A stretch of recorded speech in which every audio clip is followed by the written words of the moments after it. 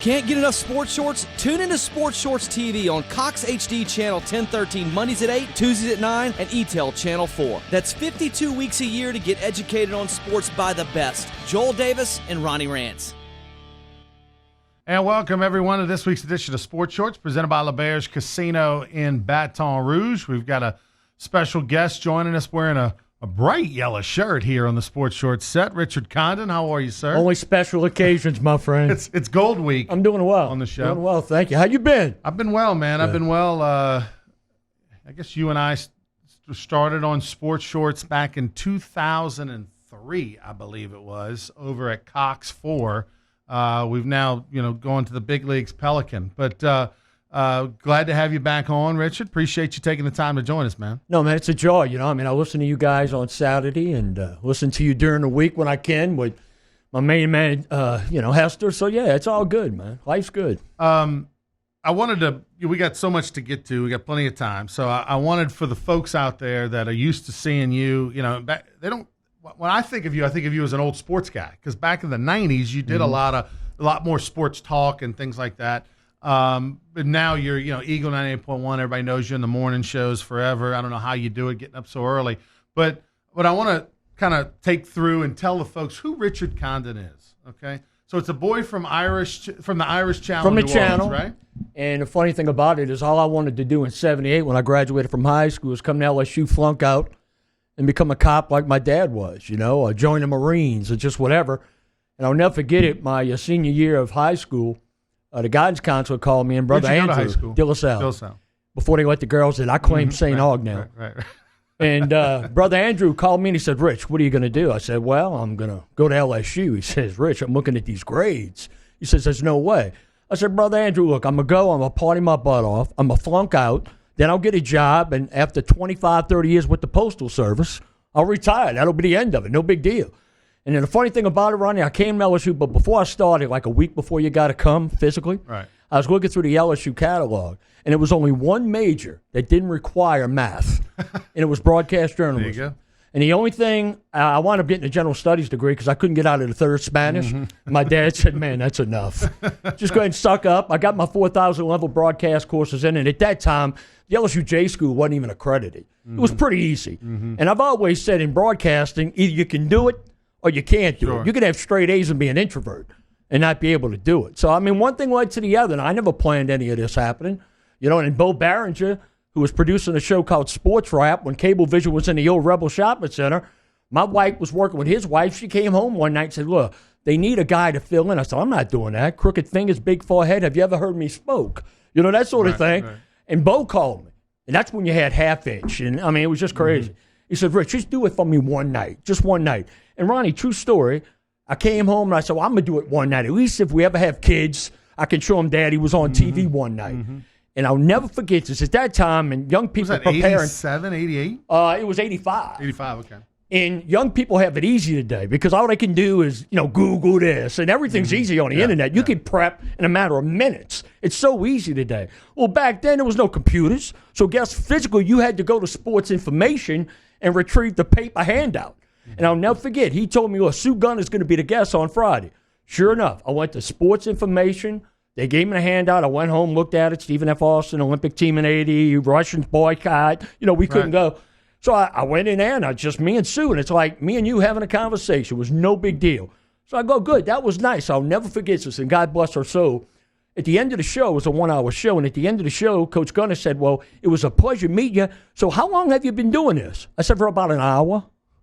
And then Bo asked me, Rich, can you fill in? And I did a few times. Well, I did it for like 3 years.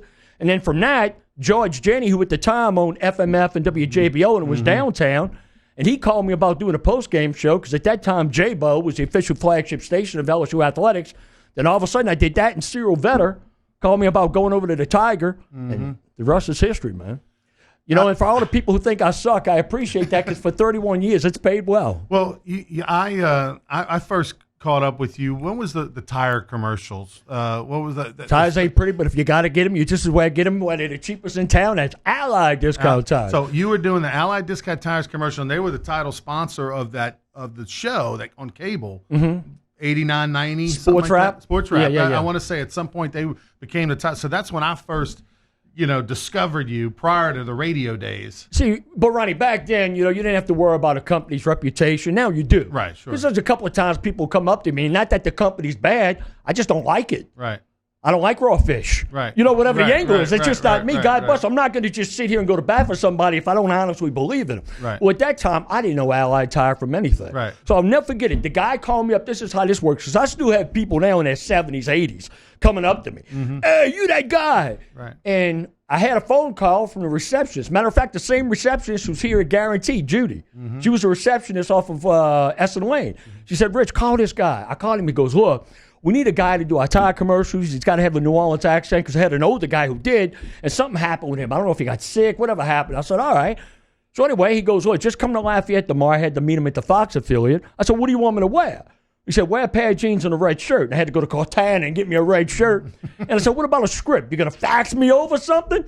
He goes, no, I'll just let you know when you get here. Yeah. And Ronnie, I'm not making this up. I went into a studio. It was a one camera, okay? Hippie-looking dude. Looked like, his mom gave birth to him in the back of a VW van at Woodstock. So all of a sudden, I get in front of the camera. There's no script. I go, dude, what do you want me to do? And this guy looked like Tony Soprano, whoever ran the company. Pinky rings, man, gold bracelets, $600 Italian suit. He goes, no, just say Allied Discount Tires, the whole bit. So I get up there, and the guy goes 3, 2, 1. So I do it. He goes, you mind doing one more? I said, all right. So I did it, changed it up a little bit. I get done, maybe 10 minutes. And the guy goes, look, man, I need to pay you. Follow me. And he's got a Beamer, man, with the dark glasses that the state troopers would write him up 8 times for, So I pull in this bank park lot. He goes, wait here. He goes up to the ATM machine, comes back, gives me 10 $100 bills. 10 $100 bills. And he tells That's a lot today, Yeah, Coach. but let me tell you. He tells me, look, anytime you need tires, you know where to go. So about 2 years, I did. And then I got, then Les Hunt and I became good friends and the whole bit. Well, cut a long story short, they ran those things for like 15, 20 years. Forever. I only cut 2. Right. And I never heard back from the guy. Right. And if I would do it all over again, I was going to a company with a better reputation because I went to the Better Business Bureau after that because I was getting hammered. They told me $29.95. And but yeah, that was something I did. And at the time, I didn't know how the industry worked. I didn't know about residuals and how many markets you can play the spots in and all of that. But man, that is one thing people will always remember about the Allied Tire commercials, man. Well, it was also a different world back then. You didn't have 80 gazillion channels, right? But Ronnie, you've been in TV and radio. You've been in media a long time. Behind the scenes, in front of the scenes. That wasn't really a big budget spot. No. You know where I'm going? Yeah. But in me, I didn't know any better at the time. Okay, what do you mean? It was in the I get free heyday of oil change. I get my tires rotated. I get to jump in front of the line. $1,000? Hell, I'm in, baby. Because, I mean, there'd be a line of people out the door to do that now. Yeah. By the way, that was green screen before green screen. Whatever it back was, then. man. I just remember the guy counting down. So after you get into the radio biz, you end up really kind of, I think, bursting on the scene over at the Tiger. Kind of an alternate rock, a lot of Nirvana, a lot of Pearl Jam back in the day. And if there was ever such a show in this town, like Howard Stern at a much smaller level, it was us because we did some crazy things. Who was with you? Larry LeBlanc. Yeah, Larry LeBlanc. I remember some of the things, people come up to me all the time, Ronnie, and believe it or not, you got some people in this business who think they're bigger than they are. Right. And I've never thought that, man. I go home, I come do the show, I go home. Like a lot of times, look, can you MC this? I don't want that. Right. I mean, it was a time for that. And, I don't mean to be mean, but now people say, hey, can you come talk to this group? Man, I did that dog and pony show for so many years. Right. You know, it's done. But there's been a couple of things, if only I had on tape. I do not have one thing I've ever done on tape. I know it's Either tough. have things, I never recorded anything because I'm going, man, that's the rearview mirror. Mm-hmm. That's yesterday's funny. You got to move on. I mean, you got to come up with something new. But, man, some of the things, man, and the best thing I can always remember about those days, besides working with the quirkiest guy I've ever worked with, but it went. Yeah. The chemistry, we didn't do anything. I feel bad because I used to just walk in the studio, leave one job, go in there. Larry and I didn't have anything in common. His lifestyle wasn't mine. God bless him. He loved the party, and him and the guys went out every night and did their deal, and I went home. But for whatever reason, man, it just came together. And the crazy thing about it is the hotline number in the studio was one number off energy. So all the time, these elderly people would call up, hey, and so I would do my deal. Well, me and the old lady want somebody to come over. Maybe we could swing. And well, anyway, we would record this and play it back. And it was the funniest crap in the world. What happened was Cyril got a call from Energy's attorney saying, if you guys do that one more time. But, man, just the characters that were over there. that was, and then of course that led to you coming over to Eagle 98.1. Right. But after that, but I mean, you've covered, and back then you were you were doing a lot more sports than you. I mean, you always talk about on the Eagle, but you were doing it more often back then. You did the post game shows for years. You've covered LSU, for example, in the dark days of Curly Holman, the bad days under DiNardo, but then all good times as well.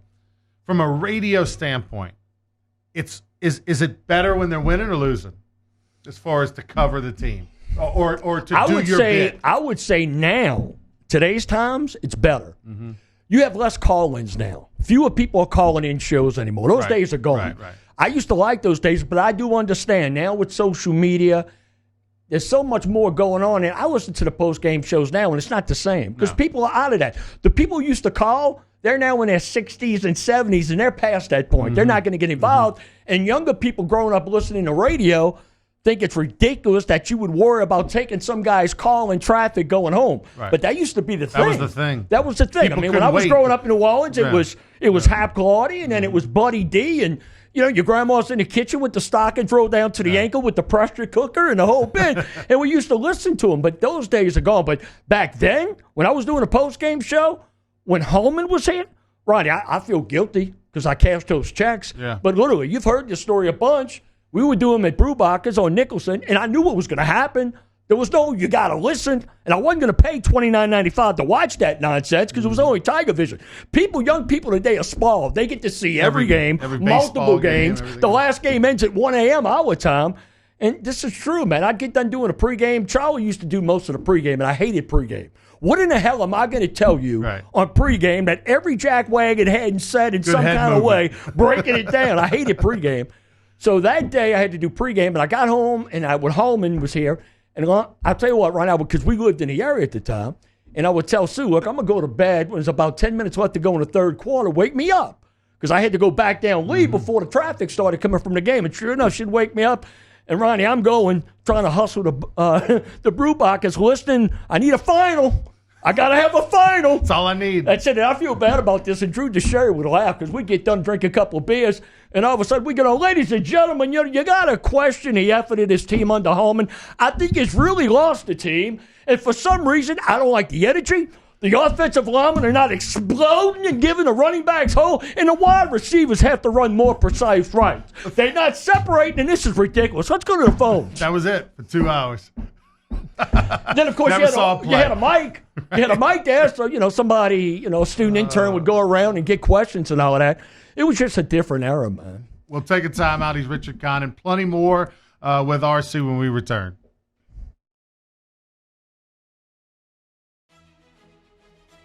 Sports fans, you don't want to miss the biggest celebration of the summer. It's the annual Louisiana Sports Hall of Fame Induction Weekend in Natchitoches, June 25th through 27th. The 2020 Hall of Fame class features legendary sports figures Joe Horn, Nick Saban, Phil Robertson, and many more. Log on to lasportshall.com for more ticket information.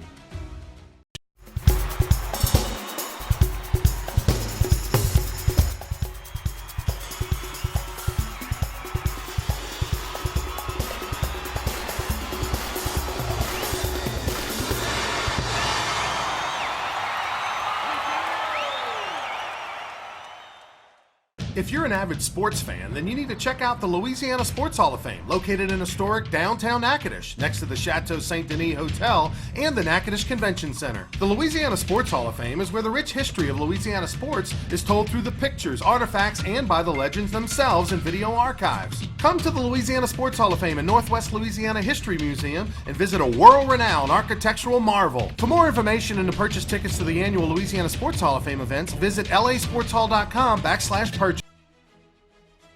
Sports fans, you don't want to miss the biggest celebration of the summer. It's the annual Louisiana Sports Hall of Fame Induction Weekend in Natchitoches, June 25th through 27th. The 2020 Hall of Fame class features legendary sports figures Joe Horn, Nick Saban, Phil Robertson, and many more. Log on to lasportshall.com for more ticket information. Can't get enough sports shorts? Tune into Sports Shorts TV on Cox HD Channel 1013 Mondays at 8, Tuesdays at 9, and ETEL Channel 4. That's 52 weeks a year to get educated on sports by the best. Joel Davis and Ronnie Rance. He's Richard Condon. I'm Ronnie Rance. Sports Shorts presented by LeBear's Casino. By the way, over at LeBear's this Friday night, Parish County Line in concert, the first local band to kind of like headline the big show up in the event center. It's Friday night, 9:00 on the stage, standard room only, general admission ticket. You can get it through Ticketmaster.com, or you can go buy $10 at the door Friday night before the Texas A&M game, Parish County Line in concert. You know how certain things either your dad or a friend told you, and you'll remember it forever? Uh-huh. At the Auburn game last year, Casey McKenzie and Parish County Line, I happened to go to a bar, and I see Casey. He introduces me to all the guys. So we get ready to leave to walk to the game, and Travis goes, Conda, let me tell you something. I said, what you got, T? He goes, the big coon always comes out late. And sure enough, on the last play of the game, they make the field goal, and I'm walking out of the stadium. There's Travis texting. Told you, big coon always comes out late. But nothing big about Travis, by the way. No. Very small human. By the way, the hottest game ever at Auburn last year? I felt like that was super hot. Not even close. What was the hottest? 89 at A&M. Ooh, with the old turf and all. Yeah. Kyle Well, you know what I Field. remember about that game? Yeah. Because Sporting News, they ranked each player grouping. Special teams, wide receivers, who had the best in the nation, right? Right. So they ranked LSU the best special teams in the nation. Preseason fifth in and the who country ran the that opening year. kickoff back for a touchdown? A&M. I remember that 1989 team because that was Hodgson for Heisman was senior year. LSU was preseason ranked fifth in the country. Ended up with a losing record that year, and they were actually kind of recruiting me. I was a senior in high school, and I came on some visits, and I watched them. They lost to Florida State, first home game of the year that year, and things just went south. You know what I remember about that season? The coaches show, the Mike Archer coaches show was at Lenny's, right there on Airline Highway, right next to the Coca-Cola plant. Okay, yeah, sure. Okay. And at the time, I was selling, too, for George Denny, besides doing the post-game shows. And I sold Mr. Burke that show. So, since that's my account, right. I want to be there, So, man, they on the air, and this room is speculating that Archer may be let go, the whole bit. I'm sitting in the back corner. The room was full of people. Nobody was going because they won, but the worst things got on the street. People wanted to be there. It's like watching an accident, Right. And I'm sitting there in the corner. My wife's there with me, Brownie, and all of a sudden, they take a break, and here comes Miss Archer, just walking back to the seat. Yeah, you run your mouth on the radio. You don't know what's in the room. I mean, what are you going to do? It's a woman. Yeah, so you just got to see, even if she hauls off with her purse and hits you in the head, you just got to suck one up for the team. Right. And everybody's looking at you. You feel like the biggest punk in the world, Right. And sure enough, I said, I'm going to see you guys later. Then like a week or two later, it came out. Right. Word broke in town that he was being let go. Great guy, man. But, I do respect his wife for taking up for him. Yeah, Archer was a good guy. He just unfortunately wasn't ready to be a head coach. They gave it to him too soon when Arnsparger stepped down. All the players went into the room to go to the AD to say, we want Archer. And it should have done that. It should have gone Spurrier or somebody else. Instead, they went Archer. And he was a good dude and a good coach, just not a great head coach. Right. So we move on into the 90s, the Curly Hallman era. Okay, I mean, talk about bad hires. We went from a guy who wasn't ready to a guy who should have never been. Curly had some good years at Southern Miss because of Brett Favre. And he was the 8th choice for the LSU job. But what do you remember when you were covering LSU during the Hallman era? Did you have any interactions with him? Or no, I never met him. Hey, there's only one person I had interaction with during the Curly Hallman era, and I wish I wouldn't have. But he's a good guy now. Yeah, y'all are good. Jamie Howard, right? Yeah. It's a long story, but I want you to give me the Reader's Digest version as far as the famous Jamie Howard story is concerned. Larry and I were on the air one day, and at that time, for the road games, I would take the Tiger WVLA company car, and I would make a road trip. And I'd stop at the truck stops and make fun of people and, whatever. And I'd call into Larry and do a bit, walking up to people pumping gas, just messing with them. So anyway, I did that the whole trip, and, man, it was cold as a son of a bugger that day, man. The sun started setting at Bryant-Denny. It got cold, man. And all of a sudden, Jamie Howard fumbled the center snap, and Dwayne Rudd picked it up, and he was gone. And Jamie took like 2 steps and then said, to hell with this, and then just peeled off. So anyway, Larry asked me, man, how was the trip, the whole bit on the air? I said, well, man, Jamie Howard brought in my breast milk. I thought I was pregnant here. What the hell's going on? He takes 2 steps, he acts like a sissy, and he runs off the field. This kid's on scholarship. So anyway, that was it, man. We went to Better Than Ezra or Marilyn Manson, whatever we were playing at the time, man. Well, at that time, we would always, there was reel-to-reels then to record phone calls. There was no computer stuff now and editing real quick. Back then, you had to have the razor blade, and over at the Tiger, you had to wipe away the white dust so you can edit it. So all of a sudden, the phone rang, and Larry picked it up, and he goes, yeah, I want to talk to Condon. And I said, Larry, start the reel, because it sounded familiar. I wasn't sure. And he goes, yeah, why? And he's doing this. So I go in there. Yeah, you tell Condon he doesn't know what the hell he's talking about. Well, I say, I got him now. Now, at the age of 59, I'd let it go. Right. But, I mean, you're 35. Trying to make a name for yourself and it's in the rock business. station, Right, and we do right, crazy right, things. right. We got Delaney at night doing nutty stuff, and Tom Mitchell, and just everything that went with it. It was just a different era. And, you know, when you're 35, you don't think the same way as you do when I'm, my age. So anyway, we recorded. I'm going to come down there and whip your behind, Condon. I said, well, look, all you got to do is come on out on Sanford. When you get to Perkins, take a right. Now, when you get to Essen, you're going to take a right. So I'm doing all that's it. He's dropping F-bombs and all of that. I said, thank you, Jesus. Right. Because old shock jock, whatever you want to call it, that's what you Good look radio. forward to. Yeah. So, Ronnie, we did it. We played it back, and we bleeped out the cursing. Well, all of a sudden, man, here comes Cyril Vetter. Stop it. Don't do it no more. And then Steve Snyder, and everybody wanted a copy of it. And I thought it was really no big deal, right? So I was watching. My wife woke me up. Mike Rhodes was doing the news. And he does the 10 o'clock news, but the newscast started off with local DJ challenge. No! Well, then guess what, buddy? I'm done. Because you're never going to win as a radio big mouth over any LSU player. Right. That's not going to happen. LSU. Yeah. So I went to bed, no big deal, thinking it was over. The next day, Ronnie, that's when we still had landlines. Phone rings, my wife picks up. Hey, your dad's on the phone. And I know he's not calling for no reason. Mm-hmm. He goes, you jackass, when did I? He's just cursing. I said, Dad, what the hell's the problem? I'm getting everybody calling here saying you're threatening an LSU quarterback. Oh, my aching behind. So anyway, I get to the station that afternoon, and the receptionist goes, Rich, I'd listen to my voicemails. Ronnie, literally, there was like 80, and 6, I'm going to kill you, 4, I'm going to whip you. It was just brutal. Right. And then all of a sudden, I go back, we do one break on the air, and Judy calls me. Your wife said call home. I called home. She got home. Trash all over the front yard. House was egged. Wow. It was brutal. And at that time, Larry and I it wasn't really a post-game show. We'd be live at a location and do breaks and cut up. Well, I had 2 sheriff's deputies that had to be with me that day. That was brutal. And what happened was like a year or 2 after that, or maybe a few more than that, maybe 3 or 4, I had to do the pregame show. Charlie asked me to do the pregame show. And it's at Auburn. Oh, no, it was here, but what is it, Serrano's? Used to be. Serrano's. It was at Serrano's, and he goes, who you going to get? I said, I'm going to try to call Jamie Howard. He goes, you're going to do what? I said, yeah, I'm going to call him.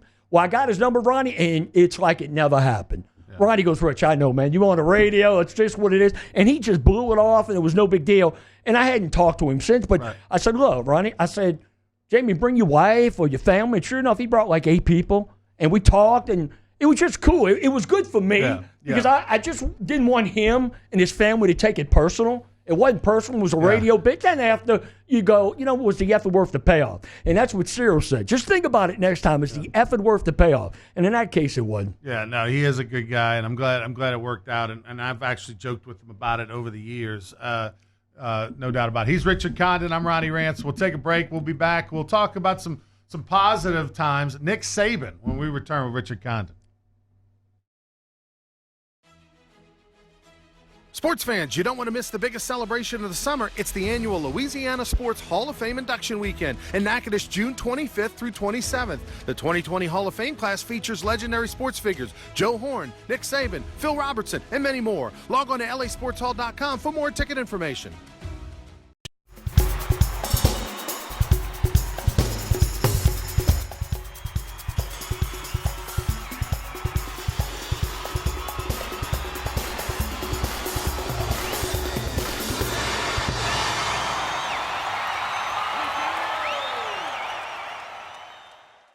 If you're an avid sports fan, then you need to check out the Louisiana Sports Hall of Fame, located in historic downtown Natchitoches, next to the Chateau St. Denis Hotel and the Natchitoches Convention Center. The Louisiana Sports Hall of Fame is where the rich history of Louisiana sports is told through the pictures, artifacts, and by the legends themselves in video archives. Come to the Louisiana Sports Hall of Fame and Northwest Louisiana History Museum and visit a world-renowned architectural marvel. For more information and to purchase tickets to the annual Louisiana Sports Hall of Fame events, visit lasportshall.com/purchase.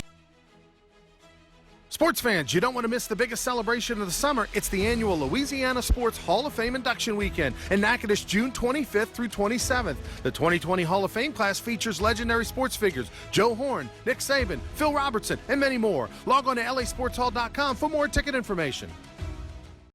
Can't get enough sports shorts? Tune into SportShorts TV on Cox HD Channel 1013 Mondays at 8, Tuesdays at 9, and ETEL Channel 4. That's 52 weeks a year to get educated on sports by the best. Joel Davis and Ronnie Rance. Welcome back, everybody, to Sports Shorts, presented by LaBerge Casino. He's Richard Condon. I'm Ronnie Rance, talking, kind of reminiscent about the 30-plus years of Richard Condon covering sports and in the Baton Rouge area. You know, this past weekend, Richard, we had the LSU baseball reunion, and this was for all, years. We had guys that played in the 70s and guys that, till now. And it was a great reunion. We had an event Friday night at Walk-Ons in a big tent outside in the parking lot. Had about 200 guys that came back. And then Saturday had a tailgate at Alec Box Stadium, and Skip Bertman came out and everything. And there were some guys from the 80s that were there. We had Dan Kite was in the house. We had John O'Donohue, a bunch of other guys. But Herb Vincent of the SEC office now came, and Bill Franquez, a longtime SID and voice of the Tigers, came. But what people don't know, LSU baseball's big business now. But what they don't know is that you have a little piece of history. You have a tie to the Skip Bertman era of the 80s and a little piece of history. You were the former voice of Alex Box You know Stadium. what? Let me say that some of the nicest people I've ever met were former LSU baseball players.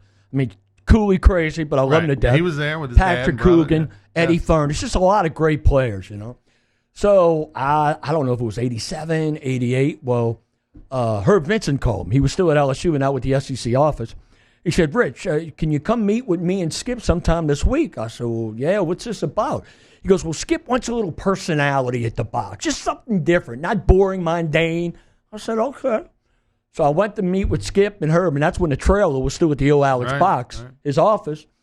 And Skip leaned back, and he said, yeah, we want you to just be yourself, add a little bit of personality, and we'll pay you $25 a game. I said, okay. So there we go. First game, whatever, did the game. And Bill Franquez, who, God bless him. I love Bill. So first game, and he gives me the umpires and announced this and the national anthem, trying to get a feel for things. And I don't know if it was the first game or the second game, but they played Tulane. And I remember Skip saying he wanted a little personality. Well, Ronnie, telling me that is not good. Yeah, famous because your last words. idea of a little personality and my idea of a little personality could be two different definitions. So I'll never forget, man, Reggie Reginelli was on the on-deck circle, and here he comes, man, wearing the white bat and helmet with the little green wave and a T. And so there's my first guy. Ladies and gentlemen, let's give it up. Leading off for the Tulane Green Wave, wearing the precious little white bat and helmet. So I did that. And that's before Skip had hip replacement surgery, right? So all of a sudden, because I'm here, and I'm looking down the first baseline, and there's Skip with the number 15 jersey. Ronnie, come on. Comes looking out the dugout. So all of a sudden, I see an LSU baseball player running up the stairs. Speaking of Franquez, so Bill comes over, he says, Rich, Skip said just a little bit less personality. So I did it the whole time. And back then you had a mic up there where you had to press the white button to speak, and then you had to, and a couple of times, I didn't have it. But the worst story, and I'll never forget this, man, and I still feel bad about this, and you know where I'm going. LSU had a third baseman who had graduated the year before, and he was back in town. At least I thought he was back in town for good reasons and a whole bit. And Mark Jeffries. Mark Jeffries. I'm sorry. People who don't know, he was like the classic Mike the Tiger. He was the original. He did the whole stick for the officials, and he was just funny. He was a good dude. He rappelled from the ceiling. Yeah, he was the first one to do it. Mm-hmm. And so Mark Jeffries is there, and he goes, Rich, you need to welcome a former Tiger back to the box. And I even forget the guy's name now, Ronnie. Yeah, well, don't bring it up. Yeah, right. Maybe it's good. So I said, ladies and gentlemen. And that's when Lipsy and Joe Dean and Who's Who was right there, Let's give a warm welcome to former Tiger, bada bing. Fill in the blank. So all of a sudden, I swear, you would have thought, you could hear a pin drop. You would have thought it was like an emergency alert. Real stuff, right? And all of a sudden, when I say it, I look to the right. Mark Jeffries looks at me. Ronnie goes, Bill Franquez is looking at me, man, and his eyes were huge. And I see people standing up, not just the dignitaries. Everybody inside the main facility is looking at me. And I'm going, what's the deal? Cut a long story short, the night before, this player allegedly took his girlfriend onto the field and sexually assaulted her. That was the story. Well, Mark Jeffries thought I read the Metro. Well, back then, I only did sports. Right. You follow me? I didn't have to keep up with the Metro and watch Fox and Friends and all that sort of thing. There was no Fox and Friends. It was. And to this day, man, I go, man. And Mark Jeffries, he's running a casino now. Right. And he'll call me every now and then still apologize. Right. Rich, I'm sorry, man. Yeah. I'm going, shoot, that's been 34 years ago, whatever it is. It's all good. Oh, my God. By the way, the case was dropped. Yeah. The case and you know what's dropped. funny about that? So I do it the whole year, right? And at that time, it's like, they announced the 6-team regionals back then, and I think almost every team was from Louisiana. Tech and this and that. If you were from Louisiana, so it's like the regional was starting that Thursday. So it's Monday. I'm waiting for my phone to ring. What time I need to be there? I got to take some personal days and vacation days and Coke. Can't drive around in a little car with the swirl telling people I didn't come up with the new Coke idea. So, Ronnie, my phone never rang. It's like Wednesday. Well, I got to know. I got to be there. First pitch is probably 11 for the first game. I'll never forget it. I call Herb. Herb, what's up, buddy? Kind of look. You may have left a message. I don't have. He said, what do you mean? I said, well, man, I got to do somebody's got to announce the teams. He said, Rich, well, we decided to keep it in-house. And sure enough, from that day forward, it's been Bill Franques. Yeah. And look, you want to talk about the classiest guys. Right. I mean, Bill Franques, he's just a great person, man. Real good guy. I mean, you talk about from one extreme to the other.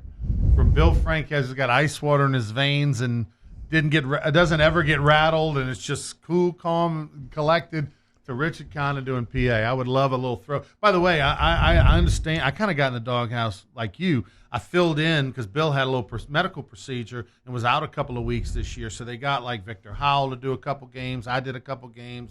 Dan Bournet did a couple games, and I did like some Skip Bertman impressions during the fifth inning of one of the games. The first game I ever did, I was like, "Hey, welcome to the booth, former Tiger Coach Skip Bertman." And look, the crowd started cheering, and it wasn't. It was me doing impersonation. Well, the irony is that Skip was at the game, and he ended up laughing and coming into the booth. And then in the bottom of the inning, we actually let him do it, but people thought it was still me. Right. And I ended up getting the phone was ringing in the press box with instructions. Hey, tell Ronnie to cut that out. LSU didn't think that was funny. Even though Skip and Maneri loved it. But, when Bill was out, Ronnie, I kept waiting. Maybe my phone's going to ring. Maybe I can be like the kid.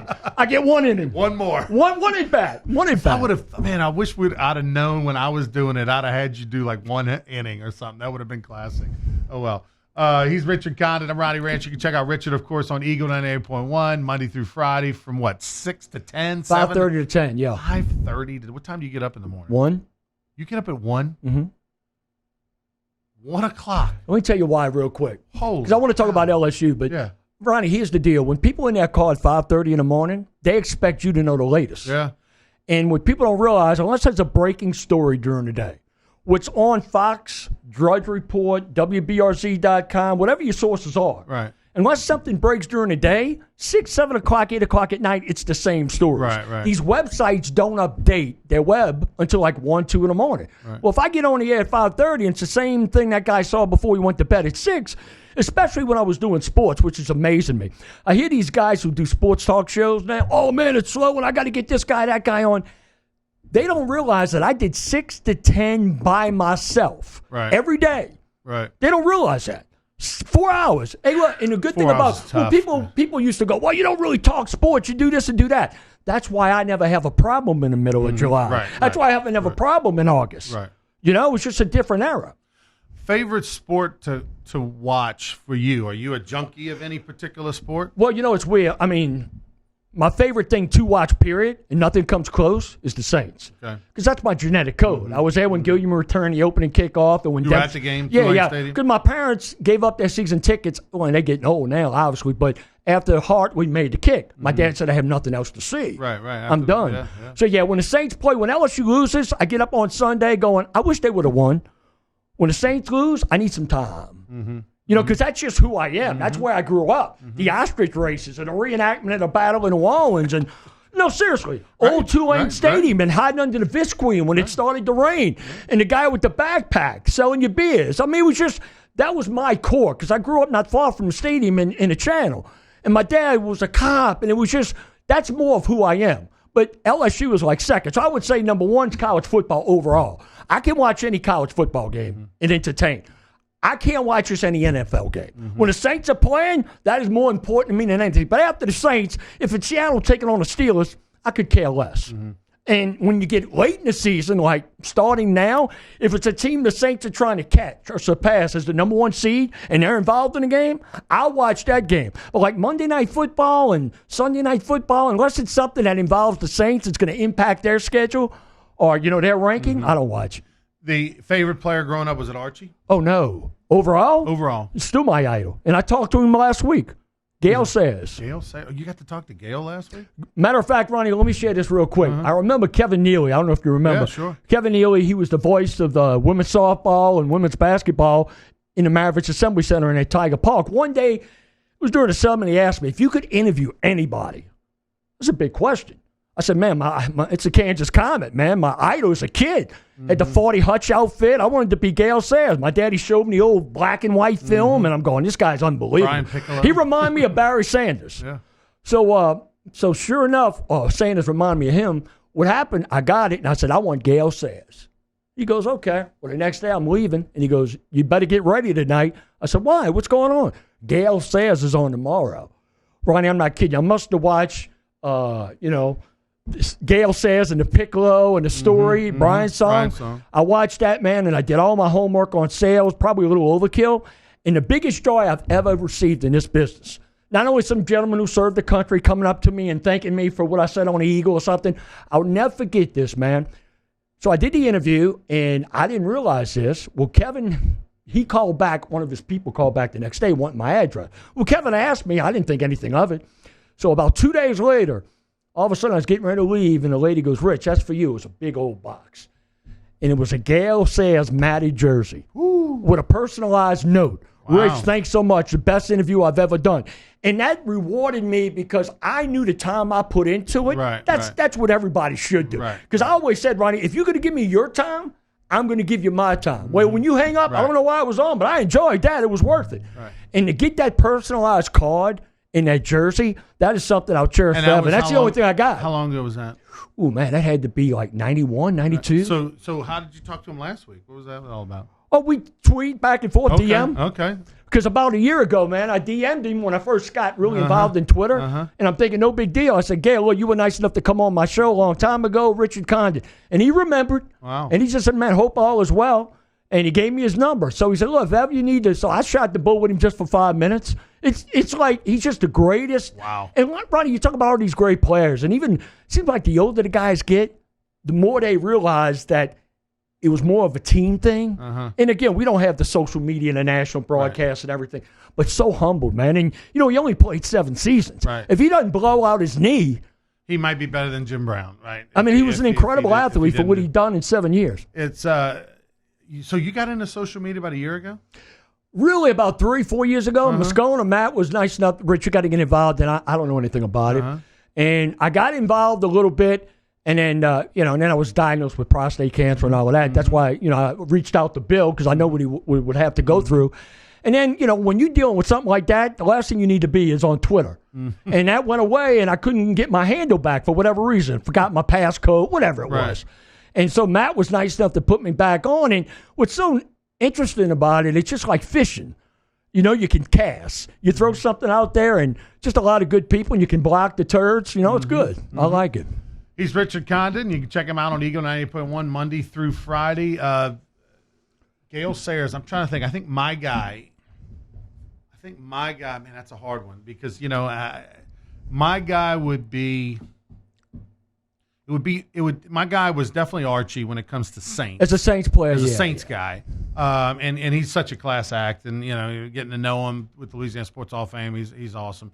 But as far as like my favorite player of all time, Larry Bird. Really? It'd be Larry Bird. Like it's like if there was one guy that I'd want to like spend 5 minutes, 10 minutes just talking to, it'd probably be Larry Bird. And it's partly because nowadays we know everything about everybody. I mean, the minutia is unbelievable, and unfortunately, we know a little too much at times because then you start to, I don't know if I really like that guy as much. Now I know what he thinks too much, right? Larry Bird was a little bit of a mystery. Back in the 80s, he was still a little bit of a mystery, even though we knew all the story of him. He didn't have social media, so we didn't know he trash talked. Well, I mean, besides Maravich, because we had jazz tickets, so I was there when he made 68 on a Friday night against the Knicks. Right. But the other guy in the NBA was a guy that went head to head with your guy. Was Dr. J. Oh, I loved him. I was a big Julius Erving fan. Man. Matter of fact, Ronnie, I got one little cartoon. For whatever reason, I cut it out of the paper maybe 30 years ago. A little black and white cartoon. Little kid sick in bed with the thermometer. And the caption is, Mom, if I have to go see the doctor, can I go see Dr. J? That's great. And everything he went through, losing his son. And, he's a class guy. But, of course, the Celtics and the Sixers and the Eastern Conference went at it so often. By the way, it was Andrew Toney's birthday on Saturday. Former Raging Cajun, man. Former Raging Cajun, a member of Louisiana Sports Hall of Fame. We put out a tweet on it wishing him happy birthday. He's Richard Condon. We'll come back. We'll talk some Joe Burrow, LSU football. Is this the greatest time to be a Tiger fan? We'll talk to Richard next. Sports fans, you don't want to miss the biggest celebration of the summer. It's the annual Louisiana Sports Hall of Fame Induction Weekend in Natchitoches, June 25th through 27th. The 2020 Hall of Fame class features legendary sports figures Joe Horn, Nick Saban, Phil Robertson, and many more. Log on to lasportshall.com for more ticket information.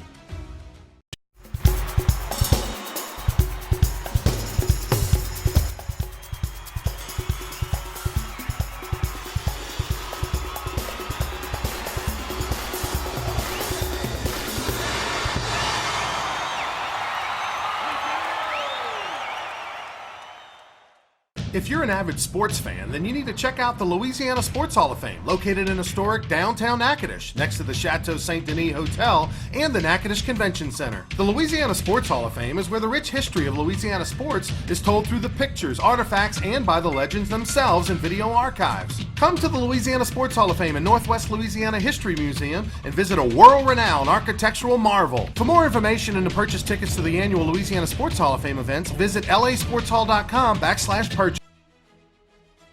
Sports fans, you don't want to miss the biggest celebration of the summer. It's the annual Louisiana Sports Hall of Fame Induction Weekend in Natchitoches, June 25th through 27th. The 2020 Hall of Fame class features legendary sports figures Joe Horn, Nick Saban, Phil Robertson, and many more. Log on to lasportshall.com for more ticket information. Can't get enough sports shorts? Tune into Sports Shorts TV on Cox HD Channel 1013 Mondays at 8, Tuesdays at 9, and ETEL Channel 4. That's 52 weeks a year to get educated on sports by the best. Joel Davis and Ronnie Rance.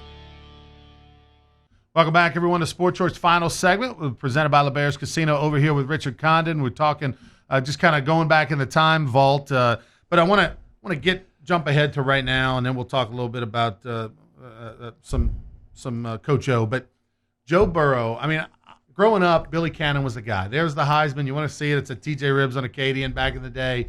I mean, it was unbelievable. And I never allowed myself to really think that LSU would ever have another one. But here we are. Not only are they going to have another one, if Clyde Edwards has another couple games, he might end up in New York just on a trip, to be the fifth vote or something. It's unbelievable what's going on with LSU football. But for Joe Burrow, first off, I want to get your take on him and what's happened with this program. I mean, it's amazing how everybody on that team would do anything for him. Mm-hmm. It's amazing how he looks the boogeyman right in the face and is not scared no matter what the situation is. I mean, you saw last year in the bowl game, they thought they could intimidate him by knocking him down hard. He just gets up, stares him down, and let's go play football. And a lot of that obviously has to do with where he's from, upper Midwest. It's got to do with his dad as a coach. But the leadership he shows, I've never seen a quarterback at LSU not get rattled at any moment.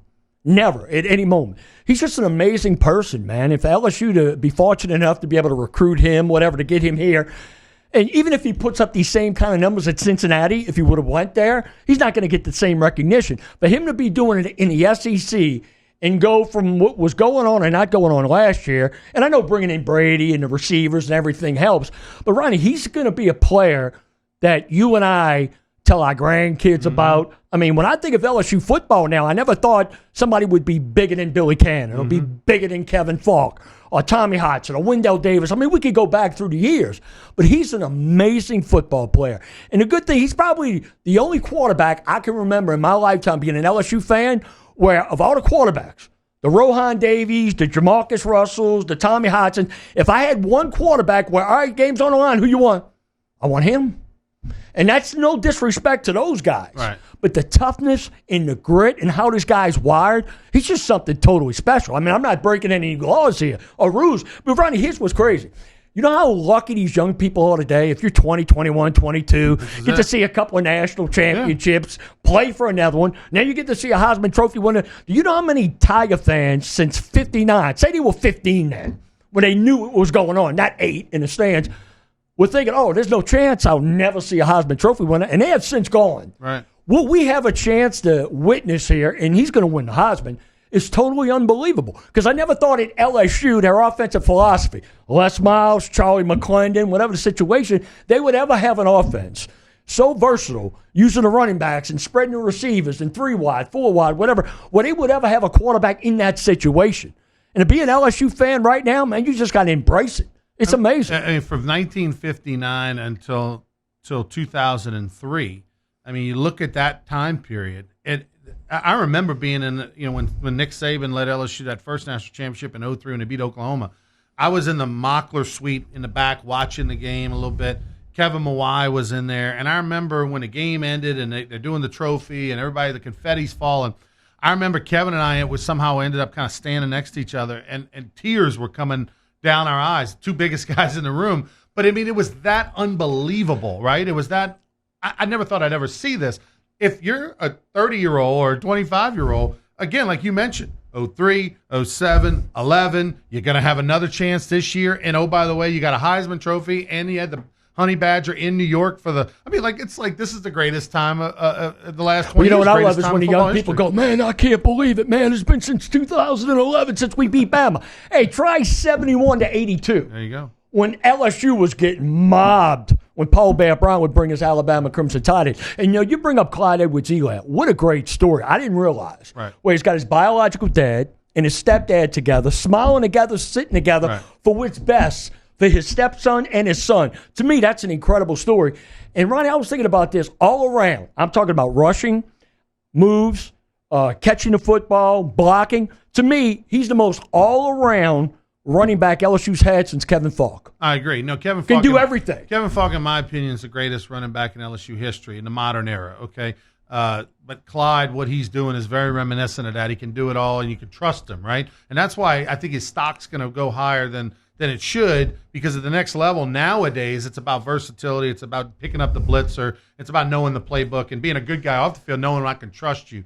But the thing that doesn't get talked about it and because LSU doesn't want to talk about it, Clyde doesn't want to talk about it. We're less than a year ago from this guy having to defend his life in a vehicle and had to, he was going hunting that day, so fortunately he had a gun in the car, and he ends up killing somebody who tries to rob him. I mean, this is hand-to-hand combat. Most people would crawl up in the fetal position and not move for a year, but yet this guy has been able to overcome that mentally. I mean, it's not a day that goes by he doesn't think about it. So throw that to the mix.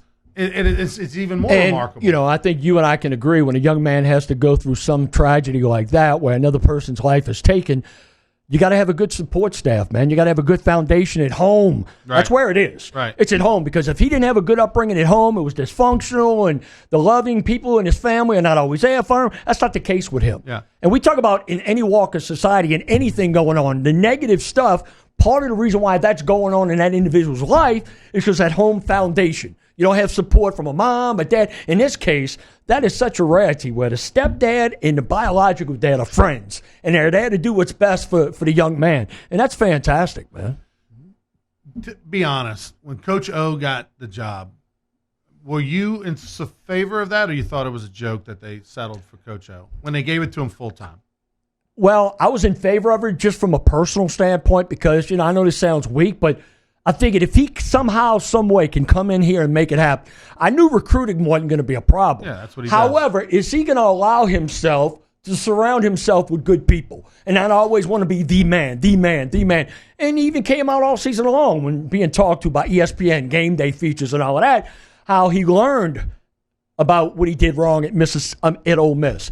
And you knew he was going to get good players, so if he could surround himself, in this case, the Joe Brady's and the Arandas, whatever, he would be a good coach if he wasn't worried about who was getting the attention. And the way he handled the lack of defense against Ole Miss, the way he could have threw his players under the bus a little bit. He really didn't do it. I think he casually mentioned, hey, Dave, we got to get this thing fixed. But the good thing about it is, Ron, I'm going, if he can come in here and make it work, it's never going to be the bull crap with Les Miles going to Michigan. It's never going to be the bull crap about Bill Arnsparger leaving and becoming the athletic director at Florida. If he likes it, you knew he was going to stay here forever. Mm-hmm. He's never going anywhere. That's what's good about it. Now, you were taking a shot. I get it. Everybody, all those people wanted Tom Herman. What do they think about that guy now? And look at Jimbo Fisher. Jimbo Fisher's running the offense that Swanee ran in the SEC in 32. He scored 3 points on the road. Yeah, I mean, so guess what? How many people? 13, hey, Ronnie, what percentage of the people in this town that you know, and I know, wanted either Herman or Jimbo Fisher? 80%? Yeah, at least. 90%. And then, could anybody predict Ed Orgeron would have this kind of success? There's no way. But you know what? You were just hoping. And at the time, you were a little uncertain. Is it too big for him? You going from this, never being a defensive coordinator, crashing and burning at Ole Miss, now you want to run this show? And for him to come in and embrace it, and everything his wife's been through physically and how family-oriented he is, going back to McNeese and watching his son being on a field with him, and go Tigers. How do you not love that guy? Yeah. It's the thing that's impressive, and what he sold LSU on was, look, I'm not going to ask you for a gazillion dollars, even though he probably couldn't have gotten it. But he understood that, look, I need the money for my OC and my DC. And they pay Dave Aranda, and they're going to pay the Ensminger-Brady combo. He understood that I need the money for my good assistants, and they've got a great staff that recruits fantastic. He gets it. And that's what, a guy like Jerry DiNardo, when he had the 3 good years and then he had the 2 years, Jerry said 3-4 years after he got fired, he messed up. When he lost his good assistants, he micromanaged. He didn't go get the best assistants and let them do their things. It looks like O has truly learned from his mistakes, and that's a beautiful thing to see because in our lifetime, we don't always get the chance to get a do-over. One thing about this team that is so special, and, Mark and Flynn leading LSU to national titles, is that with this team, even with those teams, if they got behind by 14 or so points, I'm going, man, we need a break. We got to get some breaks here. This game we're in trouble. With Joe Burrow being being a quarterback, and with Brady being there and everything, and the wide receivers I have, and Clyde Edwards-Helaire, and the way this offensive line has totally come together with guys being down, and they got to fill in spots, younger people. It doesn't matter what happens in the SEC championship game against Georgia. And by the way, I think Georgia's offense is like Charlie McClellan just hyped. So it doesn't matter what happens in the SEC championship game. Right. If they get ahead, I don't think Georgia can outscore this team. I don't think so either. So and then, whatever happens after that, the one thing about it is now you look at Alabama, and I'll tell you one thing, you better pray that Auburn wins, and you better pray that Oregon beats Utah in the Pac-12 title game. You say that, but here's the thing, I think the Auburn-Alabama game is a coin flip at this point, right? But even if LSU's got to play Alabama again, it's not the same Alabama without Tua. But you know what, Ronnie? I want them. I get it. But you know what? We already beat them once. I don't want to have to play them. You know what I found amazing? Right. I felt like I was watching a 64 black and white horror movie, The Mummy, at the end of the game with Tua dragging a foot. Right. How did anybody ever get caught by a mummy anyway? So I see that, and now I'm going, no. I want Alabama again. It may not be the same, but guess what? We beat you in the regular season. You got another chance at us. I want to beat them twice. Mm-hmm. So that, you had Tua. Right. After the game. Even Nick Saban said he was pretty much 100% besides scrambling. I want them again. I want to beat them in the dome. Then I think, but Alabama's going to stay four. So LSU would have to stay one. LSU would have to stay. LSU. If LSU beats Georgia, they're going to play. And I do think if Alabama beats Auburn, I do think it's going to be Alabama. And so let me ask you this, right? If LSU loses to Georgia, do you think it matters? Yeah, I think it makes a difference. The spread if they get left out? No, I think if LSU loses to Georgia, I think they get in. Yeah, I mean, granted, the fix would be you could be 42-7 and Burrow gets hurt, right? Then maybe something crazy could happen. But I think if LSU loses to Georgia, they still stay in the top 4. Look, if we're going to go ahead and we don't want that. Well, as we wrap up, if I could have my wish. Sure, and I don't think anybody could argue this. Give me Tom Brady in the Super Bowl in Miami, where the Saints won it the last time, right? Mm-hmm. And give me LSU and Ohio State in the Dome. Real quick, I got like 2 minutes left. I'll give you 1 minute on this topic. Yeah. In June of 2020, Nick Saban is getting inducted into the Louisiana Sports Hall of Fame. Last year, Les Miles was inducted into the Louisiana Sports Hall of Fame. This year, Nick's joining Phil Robertson, Joe Horn, and others. There's been a lot of people have a strong opinion one way or the other on that. Where are you as far as, in the history of Louisiana, Nick Saban, where does he belong, in your opinion? I mean, sure he belongs. How does he not belong? I mean, if Nick Saban had come here from Michigan State, where would this football program be? And there's a lot of vindictive people who hate Nick Saban. Not all of it's because his teams just have dominated LSU. It's because he left LSU. If he would have left LSU to go to Texas or Alabama or USC or Michigan, I get it. Right. The guy had an opportunity to coach in the NFL. He's arrogant, but he's got a lot of self-confidence. He wanted to prove to everybody he can coach at any level. I can't fault the man. And the man's pretty much has told people he confides in and his friends and associates he wish he would have never left LSU. Well, it just so happened when the Miami job didn't work out for him, coaching professional athletes, it just so happened coincidentally, whatever the odds would have been out in Vegas, that the Alabama job was there. It ain't like he could have gone to Alabama, Texas, Michigan, Ohio State, and USC, and he picked Alabama. It just worked out that way. If you don't respect Nick Saban for who he is as a man, coaching football and what he did to this program, I mean, God bless him, man. We were able to win a national title with Nick Saban. If he doesn't come here, where would LSU football be now? Ed Osborne, would he be here? Les Miles, what would the whole scenario would be? You got to respect Nick Saban. And people take it too personal. The man did not leave LSU to coach another college team. He went to Miami. Who wouldn't give it a shot? If you could have one this year, Saints Super Bowl, LSU National Championship, you take Saints. Yeah, you know take what Saints. I mean, that's your heart. Yeah. It would be the Saints. Joel Davis is the same way. He, at the end of the day, he's more Saints than he is LSU. And for me, but it's a tough one too. I was there when I was crying with my brother in Miami when they beat Indianapolis. I mean, that was pretty unbelievable. I will tell you, hey, if Drew Brees was 30 and not 41, I'd pick LSU. Yeah. But with him being 41, I know this is the last run. He's not going to get. You think he retires at the end of this year? It all depends. I think if they don't make it to the Super Bowl, I think he comes back. He's Richard Conner. Thanks so much for your time. Ryan. I really appreciate it. Richard Conner, check him out on Eagle every morning, Monday through Friday. Sports Shorts presented by LeBears. Have a great week. Sports fans, you don't want to miss the biggest celebration of the summer. It's the annual Louisiana Sports Hall of Fame Induction Weekend in Natchitoches, June 25th through 27th. The 2020 Hall of Fame class features legendary sports figures Joe Horn, Nick Saban, Phil Robertson, and many more. Log on to lasportshall.com for more ticket information.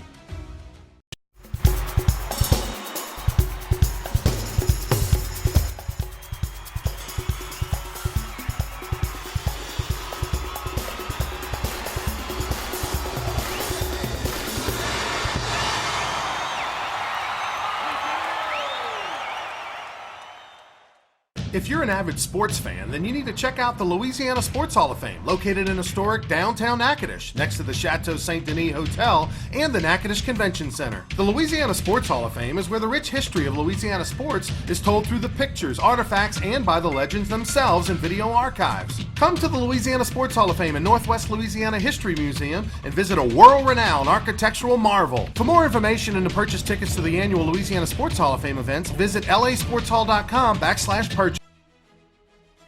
Sports fans, you don't want to miss the biggest celebration of the summer. It's the annual Louisiana Sports Hall of Fame Induction Weekend in Natchitoches, June 25th through 27th. The 2020 Hall of Fame class features legendary sports figures Joe Horn, Nick Saban, Phil Robertson, and many more. Log on to lasportshall.com for more ticket information.